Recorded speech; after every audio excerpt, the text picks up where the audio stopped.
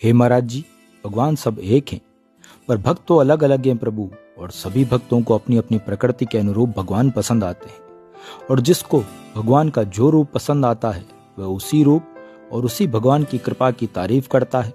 मतलब कि सबके लिए अपना अपना इष्ट सर्वश्रेष्ठ है।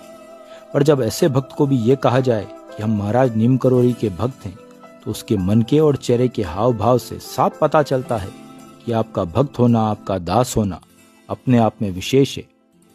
एक दिन क्या गजब हो गया। गुजर रहा था कहीं से और सुनकर आवाज जरा ठहर गया।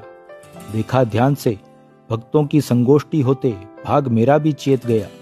सब करे अपने अपने भगवान की तारीफ, सुनकर हर एक का प्रसंग मन मेरा भाव विभोर हो गया। भाव भक्ति का मेरे भी मन में जाग गया। कोई करे मोर मुकुट का गुणगान, कोई मन अपना बंसी की धुन पर हार गया। किसी ने गिनाई मुक्तों की सूची, कैसे त्रेता में राम जी ने कितनों का उद्धार किया। कोई गाए कृपा क्षीर सागर वाले की, कैसे सुदर्शन की छाया में भक्त ने खुद को सुरक्षित महसूस किया। कोई कहे मेरा आराध्य बागांबरधारी, इसकी कृपा से मैं काल को भी जीत गया। नाम जप कर इसका संसार से मैं मुक्त हो गया। देख खड़ा मुझे चुपचाप एक ने पूछ ही लिया, तू सांसारी हमारे बीच कैसे आ गया। आ ही गया तो बता, किसकी करता भक्ति, कौन है भगवान तेरा, जिनसे अब तक तू क्या क्या पा गया, या कलयुग माया के बंधनों में ही बंधा रह गया। मैं बोला हाथ जोड़कर, हूँ दास उनका जो है अवतारी हनुमान का।